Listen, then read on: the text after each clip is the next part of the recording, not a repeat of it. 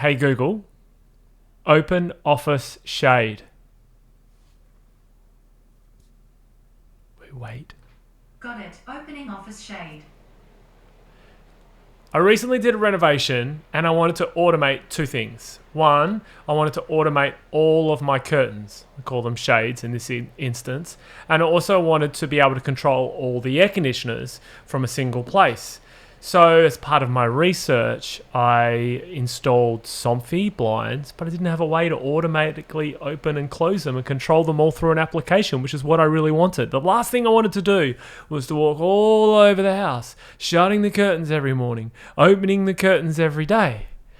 And so I stumbled on this app called Bond app. And at first I was like, $100 for this thing? There is no way it's going to work. But it worked. And in fact, the Bond app has become one of my favorite apps that I use every single day to open and close curtains and to automate them on a particular schedule. And it works every single time. And I liked it so much, I thought I might see if I can interview the CEO, the guy that founded the app itself, and have him talk about how he got started, why he did it, how he sells it, and how he's building a business. So I have Somfy blinds all over my house, right? And I was looking for a way to automate them, to integrate them into Home Assistant, because with a new renovation, I have like 10 different curtains. I want the blinds to go up, I want the blinds to go down, and I don't want to have to manually walk around. I could calculate how many hours you've saved me in the last year and the frustration of having to get up and pull curtains left, right, and center. Now I can just push a button and all of them can open, all of them close. So tell us how you did it. Like, where did it start? How did you we want to understand how difficult is this to create a solution, and how did you identify that there was a problem in the market, and then how did you go about developing it? It's kind of embarrassing, to be honest, because I'm an electrical engineer, and I'm coming from a strong RF and microwave background, electronic warfare and stuff like that. A friend of mine who has a fireplace, and I live now in the U.S., originally from Israel. A friend of mine lives in the U.S., and I just come for a brunch, and he's like, hey, can you fix that remote control for me? Which is embarrassing, because all you do as an engineer is solving like different multi-dimensional differential equations, and your friend thinks that you're going to fix his remote control. But I did take a look at it, a fireplace remote control, and I was shocked to find out, because mostly in Europe and in Israel as well, most of the remote controls are infrared. And this remote control did not have an LED. Like, what is this thing does? And then I realized it's RF. It has an antenna. And I did some digging. Of course, by the way, I was not able to fix his remote control. So till this very day. But I did some digging, and I discovered that in the U.S., large houses with tons of devices, ceiling fans, fireplaces, multiple of them, motorized shades, garage doors, big houses, all of them are operated by RF remote controls. And at the same time, I've seen the beginning of Alexa and smart home making real traction. And that's where I was, able to connect the dots that there might be a need there. So then you go from your friend's house, identifying that there's a need to automate something, to actually developing it. What do you do? Do you go away, Google search, start doing some research, go, there's nothing here on the market available that can automate all of this, I'm going to build it? Yes, so I did exactly that. At the same time, I owned another business. So, that was like a side job for me just to start exploring. I did Google a lot and looked at some devices that were doing similar stuff. There's a lot of IR blasters out there that will connect IR control device to Wi-Fi. And they're very cheap, and the reviews of them are very, very mixed. There's few very good ones, like, Sensible. I'm sure you know about them. These guys are doing a great job. But a lot of the other players are just, it looks like an afterthought. And there were very, very few RF. So we're talking about now sub-gigahertz RF, 433 megahertz, and a lot of other frequencies not controlled by FCC. So the first thing that was interesting for me, that it's difficult. First of all, it's RF. There's a lot of different frequencies. You do not know what the frequency of the device is. They're registered by FCC just by power, not by protocol. So it looks like an interesting problem to solve, and because of the size of the market, there's potential to make a profit there. So I started looking at ceiling fans because ceiling fans has the easiest protocol to communicate with. They don't have rolling codes, meaning you just record the RF signal, play it back, it's going to work. And just bought a bunch of ceiling fans. I had one at home, started playing with them, started with Arduino because it's true that I'm an engineer. I don't want to say an old engineer, but not the youngest one. So my programming skills were a little bit rusty. So I go back to Arduino. Bought some kind of a receiver online somewhere and a transmitter, and basically made it work with the ceiling fan in my house. And realized that, it's actually not that, the basics are not that complicated. But between controlling and transmitting a signal to launching a consumer-grade, not to mention DIY product, a completely different story, beyond completely my skill set, of course, and that's why we hired a team, and we have an amazing team. We have an excellent UX designer. We have excellent engineers. I would be happy to talk about our team specifically, why it was the team was able to create a product that people love. If you look at our reviews on Amazon, we have north of 3,200 reviews. Our app reviews are above 4.8 stars. People are just raving about the product and the user experience.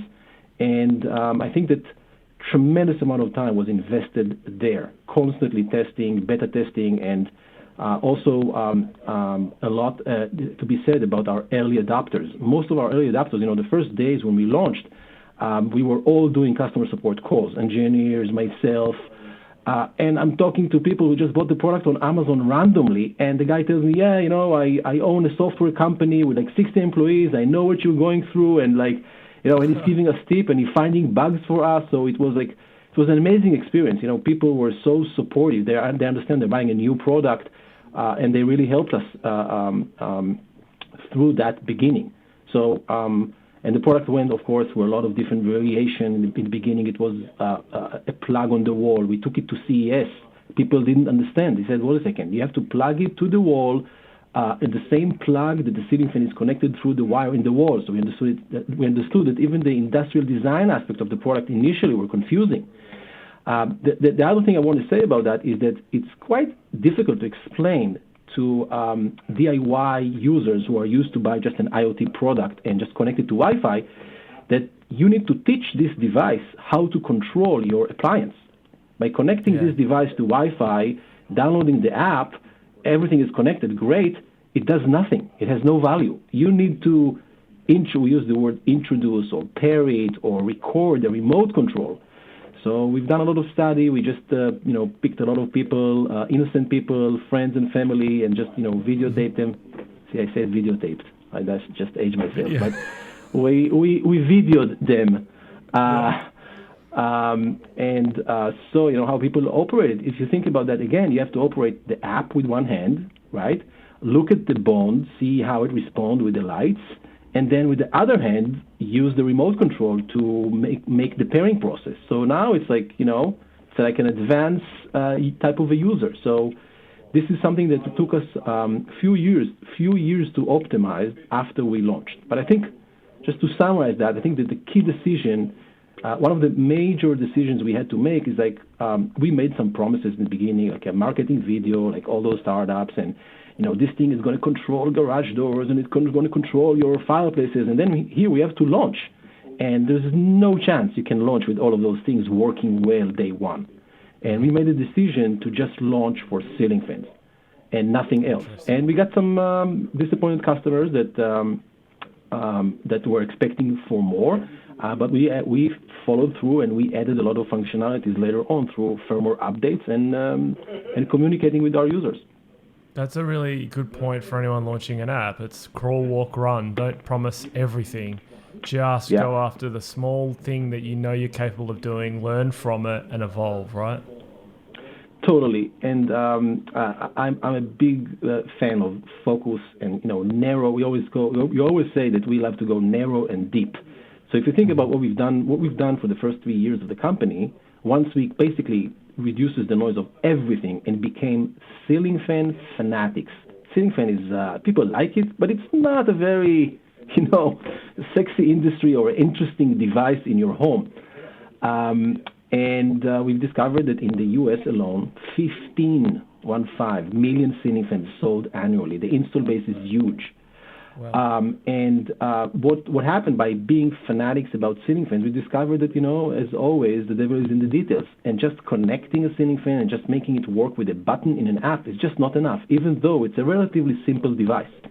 And we discovered that users are very excited and very, I would say, detailed about the functionality of their ceiling fans. They don't want just on-off, they want all their speeds, and they want reverse, and they want state feedback, and they want to dim the lights, and they want a bunch of things. We were able to answer their needs, and by doing that, most of the brands of the manufacturers of the ceiling fan industry adopted our IoT platform. So now, most of the smart ceiling fans that are being launched by the big brands out there, household names, are smart ceiling fan with a Wi-Fi chip already inside the ceiling fan, where you don't need the Bond bridge, but using our IoT platform, using the same Bond app. So we really went deep and narrow, and I would say from a volume perspective and name of brands, we're dominating the ceiling fan industry. So I wanted to come back to the crawl, walk, run scenario, because there's that concept of crossing the chasm, and it's a bowling pin strategy where you got to knock each pin down before you can hit a strike and go main street. But to do that, when you said Amazon Marketplace, a lot of people see Amazon and they immediately think, oh, huge conglomerate that's just evil. But is that where you got your start? Is that how you got your business? Because back in the old days, it was eBay, right? And you would start out on eBay. But can you attribute the success of the business to being on Amazon Marketplace? Definitely has a significant role. And, I can sit here and talk about the pros and cons of Amazon from many different aspects, from a societal perspective, environmental, and also as a seller and a vendor. For example, we are a vendor in Amazon Australia, but we are a seller at Amazon in the US. Different treatment, different functionality, Amazon marketing, it's endless. But if you think about what Amazon did, a small company can invent a product and reach the masses. It's if you think about, take it, 15 years backwards, you have to have Best Buy or Home Depot work with you to get to those masses. You talk about eBay, but still the reach that you have and the ease that you can set yourself up and promote, even the promotion. You do not need Google Ads if you want to promote a product on Amazon. You can just live within the Amazon ecosystem. So for a small company, crawl before you walk, it's perfect. We were lucky enough that we hit a nerve. Apparently, and this is I'm talking about the actual product, what the Bond Bridge does. The Bond Bridge is a bridge between Wi-Fi and an app, of course, and everything that comes with connectivity and IoT, to sub-gigahertz RF control appliances in the home, which are ceiling fans, fireplaces, motorized shades, for example. And we started, as I said before, with MVP ceiling fans. And apparently, the two companies who sells the most number of ceiling fans in the world is Home Depot and Lowe's in the U.S. And before even Olibra, who is the maker of the Bond, that's the name of the company, the brand is Bond, was even incorporated, we were able to demo the product at Home Depot headquarters in Atlanta. So I traveled to Home Depot, took a plane from New Jersey with a prototype full of PCBs and wires coming out of it, a ceiling fan in my suitcase, and an Alexa, one of those big old Alexas, going through securities, being stopped, open everything. Again, they look at all those boards and wire. They don't care. They just swap this Alexa because they don't know what is this, cylinder, big cylinder black thing. I said, it's Alexa. It's like Wi-Fi. I have to explain to the security people at the airport. And I go to Home Depot. What is this big black tube that you're carrying that looks very suspicious? I've had exactly the same conversation with the TSA security. Yeah, but nothing about the ceiling fan in the suitcase, nothing about everything else. That's pretty amazing. I go to Home Depot. This is bad. You should see what's in my suitcase. I can control it whenever I want. Was an experience, but I get to Home Depot and I get a room. I get audience. I get a room with the merchants and the online merchants. I didn't even know the difference between those different roles and business development people. And those guys, like 5-6 people at Home Depot, accepted a demo from basically what they know about me, that I'm just a guy working from his basement or from a garage. Again, the company was not incorporated. I didn't even have a business card. And so I think that's amazing that the company like Home Depot is actually talking to somebody like that. We set up the demo. We are in the basement in some kind of a conference room. And, of course, I set it up. I connect everything. Starting the demo doesn't work. So it's like, why it doesn't work? Well, I can tell you, So there is Wi-Fi security, and I just came with a simple demo, and I was like thinking, of course I'm going to have Wi-Fi in Home Depot headquarters. I didn't have the enterprise mindset that a stranger cannot just connect to the Wi-Fi network by getting a password. Yeah. So I thought somebody told me, with these guys, you just get one shot. That's it. You're done. You're done. I've got They're the never Eminem going to see song you again. playing. I've got the Eminem song playing in my head. You've only got one shot. Do not miss your chance to go. So I was like, okay, I blew this up, and I'm just going to continue with Amazon. But they said, okay, make it work, come back. And that's where I knew that, ceiling fan will be interesting. How much money we're going to make and whatnot, doesn't matter. I just knew that it's interesting enough. I was not wrong. 15 million ceiling fans sold annually in the U.S., times the average life of a ceiling fan, which is about 10 years. We're looking at 150 million devices out there, at least, that I can count on that needs to be connected. So now the question is how fast IoT and smart home will catch on.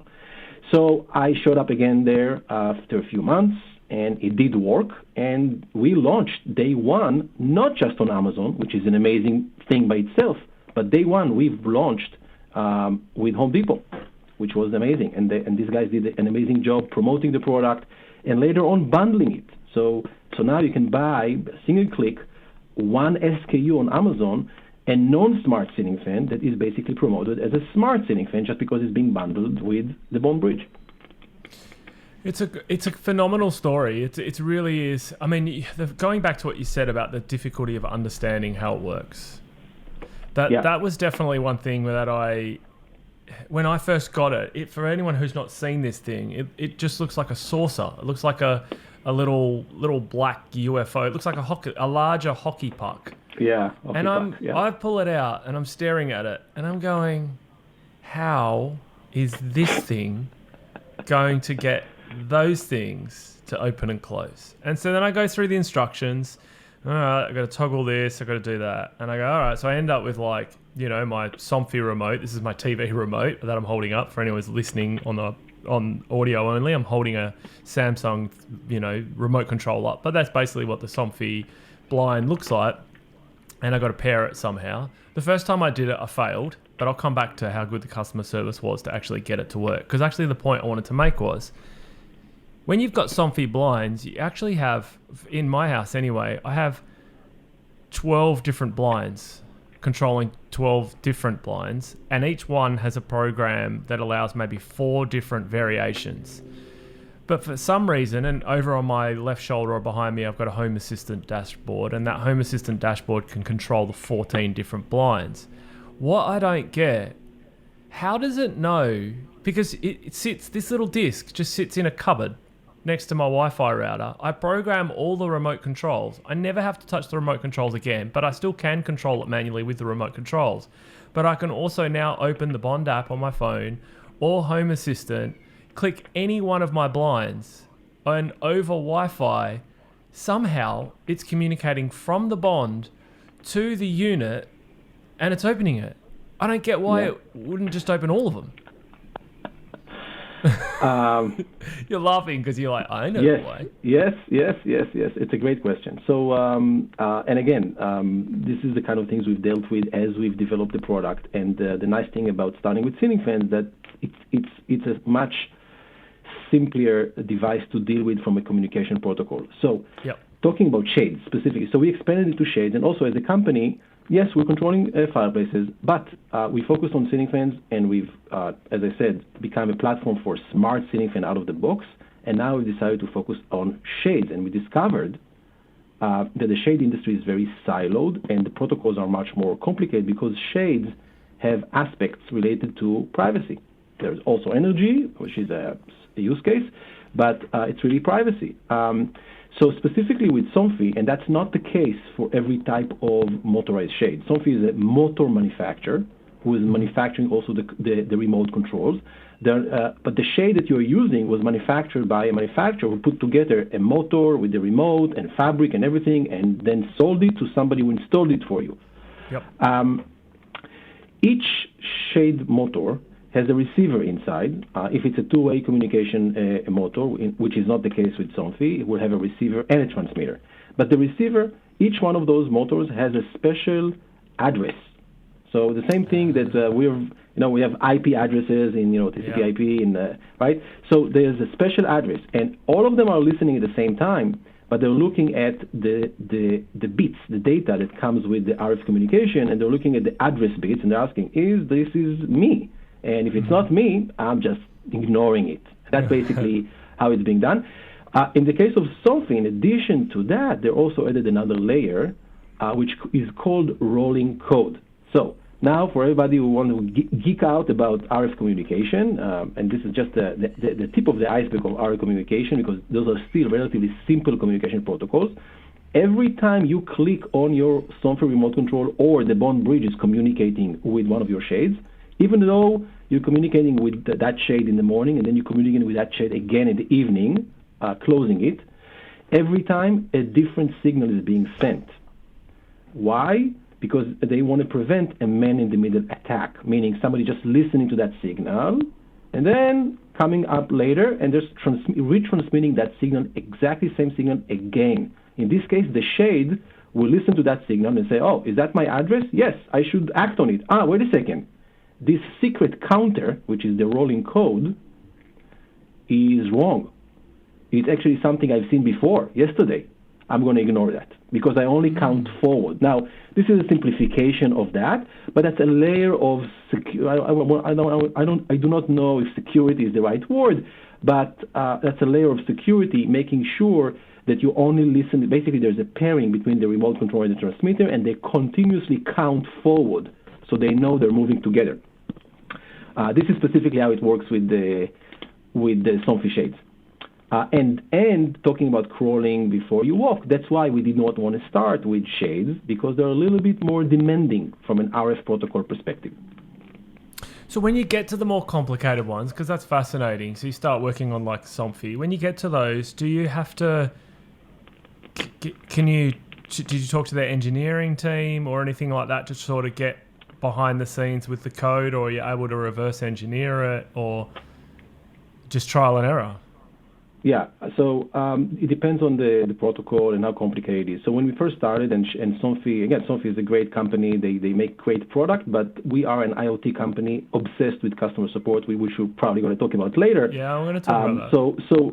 So that's why we decided there's a room for us in this market as well to bring a superior user experience from all aspects to controlling shades. How we do that? So when we started, nobody wants to hear from us because every shade manufacturer wants to create a silo of communication, protocol, and accessories. So you have, as a manufacturer, you won't be able to mix and match different motors. You have to buy their motors because you're using their controls and they're using their hubs. So, for example, if the dealer who sold you shades and you were going to call him and say, hey, I want to add 2 more shades, he's going to go with Somfy because you already have remote controls, and theoretically you should have had the Somfy hub. So in the case of Somfy, answering your question, that was in the public domain. The how to make the communication, somebody looks at that protocol, and it's totally fine to look. We're not reversing engineering anyone's product. We're looking at the RF signals. We're understanding the signals when we can understand them, and we are teaching our device to speak the same language and communicate with the device themselves. So what happened now? Let me just jump in for 1 sec. The installer that installed my blinds was so blown away by your app that he went and bought it the next day and has installed it into his showroom. And now he shows everyone that comes in, this is how you can control Somfy blinds. Yeah, that's great. That's great to hear, and this is why we thought that there is a room, because people were not happy with some of the solutions that were out there. So we felt, okay, coming after 2.5, 3 years, cutting our teeth in the consumer DIY ceiling fans, we have something that we can bring to the table. So that's great, and thanks for the referral, by the way.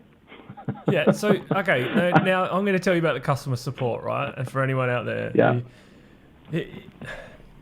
the amount of apps, the amount of companies that you buy stuff from, whether it's, I have home cameras made by a US company that their customer support drives me absolutely insane. I cannot sync cameras at times. It's the most baffling and confusing thing ever. And that they're not just the only company. There's lots of companies. I won't name them necessarily. It's not always their fault, but lots of companies are like that. So I buy your bridge for $100.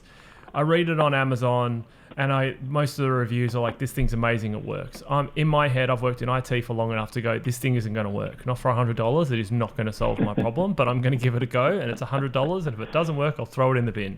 And at that point, that's what I'm thinking. I'm like, this is a 50-50 shot.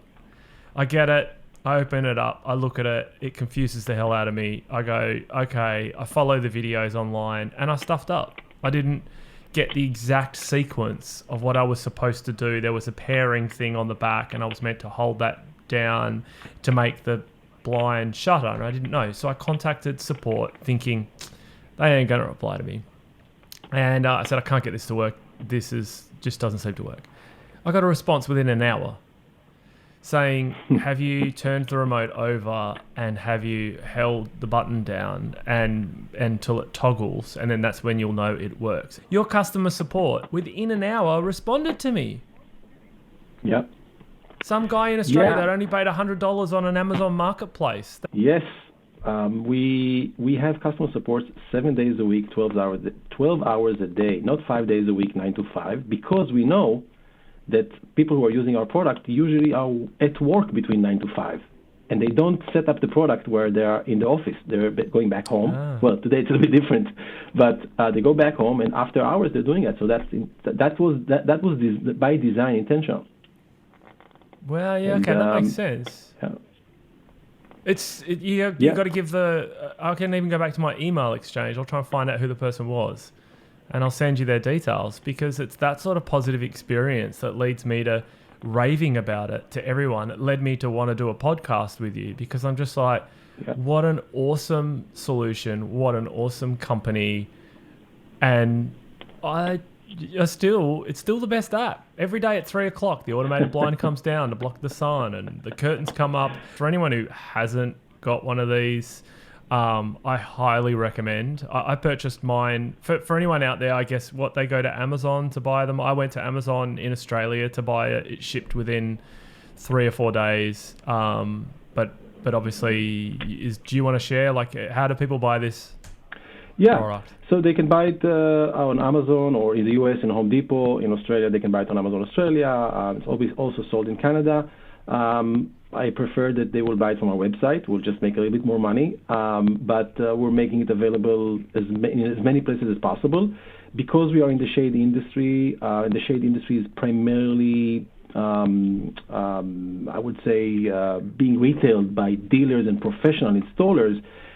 We also have distributors now. We just launched a distributor by the name Indigo, and we have Entertainment Environment and a few distributors in Australia. So the pro installers can buy too. So both users and professional installers. Hey Zohar, it's wonderful to meet you, and thank you for bringing to the world a product that is robust, supported, and solving a real problem, and uniquely in a home automation and an IoT world, it works. So congratulations on doing that. And thank you on behalf of the automation that you provide to me. Thank you very much for having me, and it's a pleasure talking to you.